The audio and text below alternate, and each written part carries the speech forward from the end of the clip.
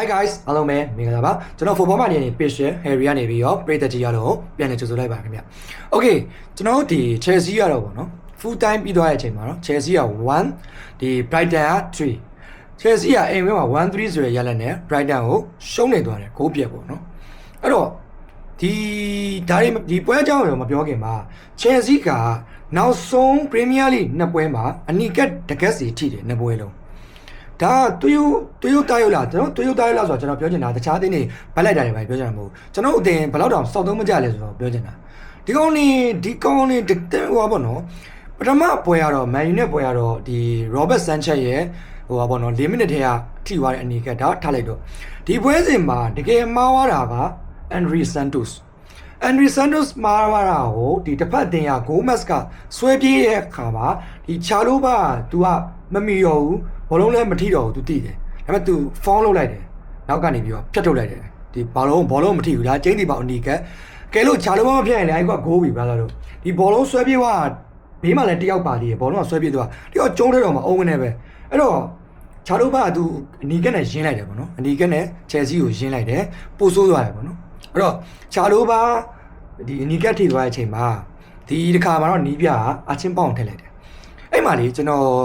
်ကြည့်လိုက်တာငါတို့ Chelsea အသင်းဟာငွေမီလီယံတွေဘီလီယံတွေချီပြီးသုံးနာပြီးတော့ဒီအနီကထိသွားတဲ့အချိန်မှာဝင်လာတဲ့ဟိုနောက်တန်းကစန္ဒဘက်နှစ်ကောင်ကအချင်းပေါင်းနဲ့ဟာတိုတဲ့ဘာလို့စဉ်းစားကြည့်လိုက်တော့အချင်းပေါင်းနဲ့ဟာတိုအချင်းပေါင်းဆိုတာငယ်ငယ်လေးဘ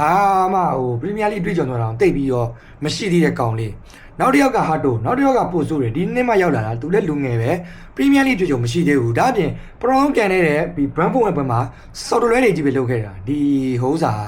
ဒီဟာတိုကပေါ့နော်အဲ့တော့ဒီပွဲစဉ်မှာဒီနှစ်ယောက်ဒုတိယအိမ်မှာနော်ဟိုချာလိုဘာနေကက်ထိသွားခြင်းမှာဒီနှစ်ယောက်ကိုတွေးလိုက်တဲ့အချိန်မှာတော်တော်လေးကိုဩငါအတင်းကဒီမီလီယံတွေဘီလီယံသုံးထားပြီးတော့နောက်တက်ထားကုန်မဲလားပေါ့နော်အဲ့လိုတော့ကျွန်တော်တွေးမိသွားတယ်အဲ့တော့ဒီနေ့ပွဲစဉ်မှာကျွန်တော်ဒီ player အကြောင်းရင်ပြောချင်တယ်ပေါ့နော်ပထမဆုံးပြောချင်တာက Robert Sanchez ညံ့တယ်ဒီ Robert Sanchez ကဒီနေ့ပွဲစဉ်မှာလူဘေးမားတွေပါကျွန်တော်တွေ့ခဲ့ရတယ်ဒါအပြင်ဒီ3ဂိုးလုံးပေါ့နော်လုံးဝမစစ်နိုင်ခဲ့ဘူးတလုံးမှဒါပေမဲ့ဒီဂိုးတွေကသူ့ကိုပြစ်တော့ပြောလို့မရပါဘူးဒါတွေကလည်းဂိုးမှစစ်လို့မရတဲ့အလုံးတွေတို့ပေမဲ့လည်းဒီ in play မှာပထမပိုင်းမှာဒီရောင်းတဲ့အလုံးတွေရှိတယ်ပေါ့နော်ဟိုဘက်ကမဝင်နိုင်လို့ဟိုတော်သေးတယ်လို့ပြောရမယ်အဲ့တော့ Robert Sanchez ကျွန်တော်ဒီနေ့ပွဲစဉ်မှာမကြိုက်ဘူးဟိုညံ့တယ်နောက်တန်းကချာလိုဘာနဲ့ဟာတိုချာလိုဘာဟာတိုရောကျွန်တော်မကြိုက်ဘူးဒီနေ့ပွဲစဉ်မှာဟာတိုကပို့ဆိုးတယ်ဟာတိုဘောလုံးရန်ကြည့်လိုက်ဘာလို့လဲလှည့်တယ်ဘိုးသမောက်ပြန်ပေးတယ်လှည့်တယ်ချာလိုဘာကိုပေးတယ်နှစ်မျိုးပဲရှိတယ်သူ့မှာ option နှစ်မျိုးပဲရှိတယ်ရှေ့ကိုပေးမယ်ဆိုတဲ့လုံးဝလုံးဝမရှိဘူးတော်တော်ဆိုးရတယ်ချာလိုဘာကလည်းဒီအနီကက်ထိပါပေါ့နော်အနီကက်ထိပါကသူပြစ်ကြတော့မဟုတ်ဘူး André Santos ကြောက်ဆိုတော့ဒါပေမဲ့လည်းအနီကက်ထိပါတဲ့ကြောင့်ပေါ့ဒီနေ့ပွဲမှာသူလည်း performance မကောင်းခဲ့ဘူးဟာတိုကလည်းမကောင်းခဲ့ဘူးနောက်တစ်ယောက်ကူကူရဲလာကဘာလို့ aggressive အရင်ဖြစ်နေလဲမသိဘူးဟောပါတော့ဒီနေ့ပွဲကသူအလူပဲချချင်တယ်ကျွန်တော်ကြည့်တာသူဘောလုံးကိုကျုံးထည့်တယ်လူကိုလည်းကျုံးထည့်လိုက်တယ်အဝါကက်တီပါပေါ့နော်ပထမပိုင်းမှာဒုတိယမှာသူတော်တော်ငြိမ်သွားတယ်ဒီဘောလုံးကိုပဲအာယုံစိုက်တော့တယ်ဟိုအာယုံမစိုက်လို့လည်းမရဘူးလေဘောလုံးမစိုက်ပဲအာယုံမစိုက်ပဲလူထိသွားရင်လည်းသူနေပြီနှစ်ဝါတနီနဲ့အဲ့တော့ဒီကူကူရဲလာဒီနေ့ပွဲစဉ်မှာတိတ်ပြီးတော့ခြေတော့မပြနိုင်ဘူး Regain ကတော့ကျွန်တော်ဒီနေ့ပွဲမှာဟိုပါပေါ့နော် performance ကောင်းတယ်လို့ကျွန်တော်ပြောချင်တယ်ဒီနေ့ပွဲစဉ်မှာကျွန်တော်အကြိုက်ဆုံး player ရတယ် Regain ပဲ Regain ကလေဟိုသူ fitness ကအပြည့်အဝမရှိတော့ဘူးဆိုတာဒီပွဲစဉ်မှာတိတာတယ်ဒီနောက်ပိုင်းမှာတလုံးနေမင်းတားလားမသိဘူးဒီဘက်လွတ်ထွက်သွားတယ်လို့သူပြန်လိုက်တာလေကျွန်တော်တနာဒီလားဟိုဘယ်လိုပြောရမလဲထောင်းနဲ့လိုက်နေတယ်လို့ပဲပုံစံကလေအဲ့လိုသူက fitness မပြည့်တော့ဘူးအရင်လိုမျိုးဟောပေါ့နော်ဟို Regain မဟုတ်တော့တဲ့ကြောင့်မလို့တိုးတော်ညာလည်းပဲဒီနေ့ပွဲစဉ်မှာတော့ Regain ကတော်တော်ဟို performance မစိုးဘူးပေါ့နော်ကောင်းတယ်လို့ကျွန်တော်ပြောလို့ရတယ်သူ့ကြောင့်ပဲဒီဂိုးတကိုးရသွားခဲ့တယ်သူဖန်တီးပေးခဲ့ရပါတော့အဲကြောင့်သူဂိုးတကိုးရသွားခဲ့ရဆိုတော့ပြီးရင်ဒီနေ့ပွဲစဉ်မှာသူ solid performance ကိုပြသခဲ့တယ်သူအလယ်မှာလည်းဝင်ဆော့တယ်ဒီညတောင်မှာလည်းဆော့တယ် crossing နဲ့သူလုပ်ပေးတယ်ဒီအဲ့တော့သူတက်နိုင်တဲ့ဘက်ကနေအကောင်းဆုံးတော့လုပ်ပေးသွားရပါတော့ Regain ကျွန်တော်တော့ဒီဟိုပါပေါ့နော်ဗီတိုမတိုက်သွားခြင်းမှာ injury ဖြစ်သွားပြီလို့ထင်တာတော်သေးတယ် injury မဖြစ်လို့ကျွန်တော်ကဒီ player ကို injury ဖြစ်မှာအရန်ကြောက်တာဒီ Regain ကသူအထိမကန်ရွှေပကန်လေးRegain ကဒီနေ့ပွဲမှာကျွန်တော်ဟိုမဆိုးလာတဲ့ performance ဟိုဖြစ်တယ်ကျွန်တော်ဒီနေ့ပွဲစဉ်မှာ Chelsea အသင်းမှာအကြိုက်ဆုံး player လဲ Regain Okay ကျွန်တော်တို့ဒီ center back sorry center back ဖြစ်တယ် Queen လဲ midfield နှစ်ယောက်နှစ်ယောက်ဆို3ယောက်ပြောလိုက်မယ်ကျွန်တော်ဟိုEnzo ကထည့်လိုက်မယ် Enzo André Santos Caicedo André Santos ကတော့အညံ့ဆုံးပဲ ဒီနှစ်တော်ညင်သူ့ကြောက်ပဲသူ့ကြောက်ပေးလိုက်ရတဲ့အတွက်ကြောင့်မလို့ negative ပါတာဒီချာလိုပါ negative ပါဗောနော်ဒီနေ့ပွဲမှာသူတော်တော်ညံ့တယ်ကိုက်စီယိုတို့နဲ့ Enzo Fernandez ကတော့ဟိုပါပဲတော့မဆိုးလာတဲ့ခြေစွမ်းကိုပြတ်တက်သွားတယ်ဒီကိုက်စီယိုကတော့သူရဲ့ပုံမှန်ခြေစွမ်းပဲဗောနော်ပုံမှန်ခြေစွမ်းပဲဒီ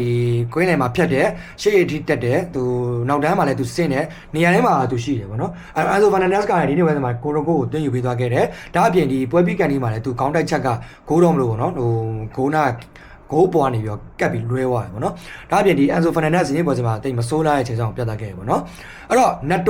Netto ဒီဟိုပါဗောညာတော်မှာ SD Val ရဲ့ဒီရောက်ဘတ်တို့ရဲ့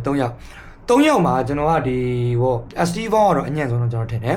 SD Val ကတော့ဒီနေ့ကအညံ့ဆုံးသူအနေနဲ့ decision making တွေမှားတယ်သူပေးရမယ့်လုံးတွေမပေးမိဘူးကန်သွင်းတယ်သူကန်သွင်းရမယ့်လုံးတွေပေးတယ်ဗောနော်လို့ decision making အမှားတွေကျွန်တော်တွေ့ခဲ့ရတယ်ဒါအပြင်ဒီနေ့ပွဲစဉ်မှာသူတိတ်ပြီးခြေစမ်းမပြနိုင်ဘူးဗောနော်အဲ့တော့ဒီနေ့ပွဲစဉ်မှာသူ3ယောက်ထဲမှာရှယ်ရန်3မှာသူအညံ့ဆုံးတော့ကျွန်တော်ထင်တယ်နောက်တစ်ယောက်ကတော့ရောက်ဘတ်တို့ကကျွန်တော်တော့တိတ်ပြီးတော့အပြစ်မပြောချင်ဘူးဘာလို့လဲဆိုတော့သူကပွဲတိုင်းကန်နေတာတေးတော့မယ်ဗောနော်ဒီရောက်ဘတ်တို့ကတော်တော်ပင်ပန်းနေပြီဒါအပြင်ဒီ10ယောက်စစ်တဲ့လို့ဆိုတာကြာမှာသူကအရန်ကိုပြိုင်းနေပြီသူတော်တော်လိုက်ကန်ပြီးရသို့တော်ဒီနေ့ပွဲမှာသူခြေစွမ်းမပြနိုင်ဘူးเนาะအဲ့ဒီမှာကျွန်တော်ကဒီချန်3ယောက်မှာဒီအညံ့ဆုံးကတော့ SD Val ပြီးရင်တော့ရောက်ဘတ်တို့ဟိုနောက်ဟာပတ်တိုနက်တော့မစိုးဘူးပေါ့เนาะသူရဲ့ဒီ run တွေနောက်တန်းလည်းသူစင်းကူတယ်ဒီကူကူရဲလာအဝါကတ်ထိသွားတဲ့အချိန်မှာသူအသက်ကုန်စင်းကူတယ်ကူကူရဲထက်ဝါမှာဆိုလို့ပေါ့เนาะအဲ့တော့အဲ့ဒါလေးတွေကမစိုးဘူးပေါ့เนาะရှေ့တန်းကသူနည်းနည်းထောက်ပံ့ပြီးနိုင်တဲ့အခြေအနေပေါ့เนาะအဲ့တော့ဒီ3ယောက်မှာဒီ Netto ကတော့တိတ်မစိုးဘူးကျန်တဲ့ယောက်ကတော့ကျွန်တော်တိတ်ပြီးတော့ဟိုရောက်ဘတ်တော့ဘာပေါ့เนาะ rating ကတော့ဘယ်လိုပြောမလဲအစိုးကြီးလည်းမဟုတ်ဘူးအကောင်းကြီးလည်းမဟုတ်ဘူးเนาะဒီတာမန်လောက်ပဲဒါပေမဲ့အစီးပေါင်းကတော့တာမန်အောက်ကိုရောက်နေတာကိုကျွန်တော်တွေ့ရတယ်ဒီဝင်လာတဲ့ကစားသမားတွေမှာဆိုလည်းဒီအာချင်းပေါင်းတော်ကိုစုတ်တ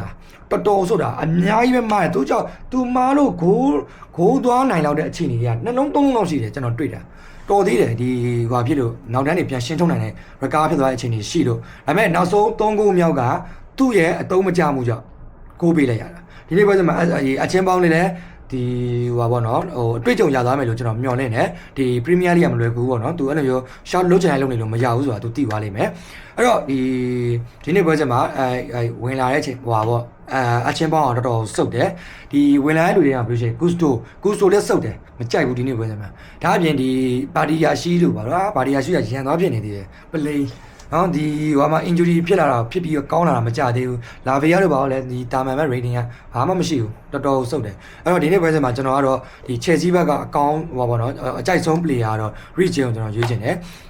Okay ကျွန်တော်တို့ဒီပွဲအကြောင်းကိုတွားလိုက်အောင်ဒါပေမဲ့ man of the match ကိုတော့ကျွန်တော်တို့ဒီဟိုဟာကိုပေးချင်တယ်ဗောနော်ဟို Welbeck ကိုပေးချင်တယ် Welbeck သူဝင်လာပြီးမှ2ဂိုးသွင်းသွားပါဗောနော်အဲ့တော့ဒီ Welbeck ကိုကျွန်တော်က man of the match ကိုပေးချင်ပါခင်ဗျ Okay ပထမဆုံးကျွန်တော်တို့ဒီဂိုးတွေအကြောင်းကိုကျွန်တော်ပြောလိုက်အောင်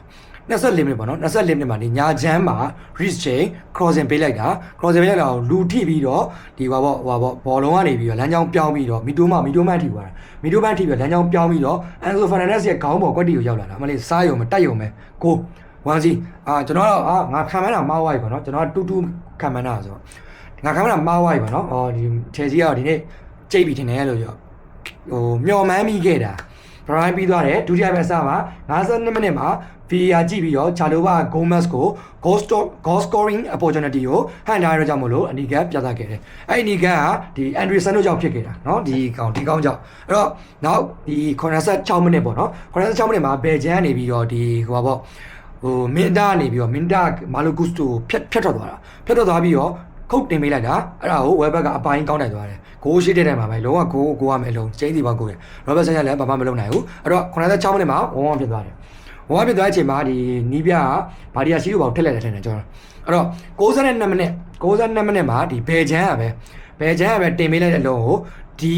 ကိုက်ပါပေါ့နော်ဒီကိုက်ပါနေပြီးခေါင်းတိုက်ပြီးတော့တွင်းယူသွားတယ်အဲ့တော့ခေါင်းတိုက်ဂိုးတွေပဲပြီးနှလုံးပေါ့နော်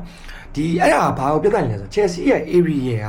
area defense ကအရန်ကိုတော်တော်ကြီးကိုအားနည်းနေဆိုကျွန်တော်ပြတ်တာနေတာ Chelsea ရဲ့နောက်တန်းမှာဒီဥဆောင်ပြီးတော့ဖြတ်တော့မထမအောင် Liverpool မှာဆို Van Dijk ဗျာကပတိန်ကဥဆောင်ပြီးတော့ရှင်းမယ်နော် even Manchester United မှာလာဆိုရင်တော့ Maguire တို့ Delete တို့ကခေါင်းတိုက်ရှင်းနိုင်တယ်ဒီကောင်လေး area မြင့်ကြီးတွေအနေနဲ့ရက်လည်းမြင့်တယ် site တွေလည်းရှိတယ်နော်ဒီအသင်းကြီးမှာ Arsenal မှာဆိုတော့ပြောမြင်တယ် Gary Saliba တို့ Gabriel တို့ပြီးရင်နောက်ဟိုပါပေါ့ခေါ်ထားတိုက်စစ်ခံစစ်မှုတွေအများကြီးပဲအကုန်ကောင်းတယ်ဒီ Chelsea ရဲ့နောက်တန်းကလုံးဝကိုစုပ်ပြတ်နေတာအဲ့ဒါကိုဒီကျွန်တော်တို့ဒီ ဘာပါနော်ဒီစောင်းရသည် transfer ကြိုက်ဒီဟာကိုပြင်ဖို့လိုတယ်မပြင်နိုင်ဘူးဆိုတော့ကျွန်တော်ဒီရာဒီပိန်းမှာတိမ့်မှာကျွန်တော်တော်တော်ကြီးကိုဒုက္ခရောက်နိုင်တယ်အဲ့ဒါတော့ဒီဘုတ်ဖိတ်မြင်မှုကိုလိုရပေါ့နော်အဲ့တော့ဒီနောက်တစ်လုံးကတော့69မိနစ်69မိနစ်မှာအာချင်းပေါင်းရဲ့အမားကနေပြီးတော့ဝဲဘက်ကအဒီကပိတ်ပြီးတော့ကန်သွင်းယူပါတယ်အဲ့တော့ဒီ Chelsea က3-1ဆိုရရက်လက်နဲ့ဒီနေ့ပွဲစဉ်မှာရှုံးနေသွားခဲ့တယ်အဲ့တော့ Chelsea player တွေအများကြီးထုတ်တက်ဖို့လိုသေးတယ်နံပါတ်1 attacking ကလည်းလောက်ကြီးမကောင်းသေးဘူး6ပါမှာမပါဝင်တဲ့ Chelsea တိုက်ဆက်ကဘာမှမဟုတ်ဘူးဒါအပြင်နံပါတ်2 Chelsea ရဲ့ area defense ကအရန်ကိုစုပ်ပြတ်နေတယ်ဒီအချက်ကိုနီးပြပြင်နိုင်ရမယ်မပြင်နိုင်ရင် Chelsea ကတော်တော်ကြီးကိုဒီနေ့မှာဒုက္ခရောက်နေတော့ဒုက္ခရောက်သွားနိုင်တယ်လို့ကျွန်တော်ထင်မြင်သုံးသပ်ရင်းနဲ့ပဲကျွန်တော်ရဲ့ဒီ Chelsea 1 Brighton 3ပွဲပြီးသုံးသက်ချက်အစီအစဉ်ကိုကျွန်တော်ဒီမှာပဲရန်နာချင်ပါတယ်ကျေးဇူးပဲပြည့်တဲ့ကြီးအားလုံးကို Harry ကနေပြီးတော့ကျေးဇူးတင်ပါခင်ဗျာအားလုံးပဲကျေးဇူးပါကျွန်တော် channel လေးကိုလည်း subscribe လုပ်ပေးကြပါခင်ဗျာ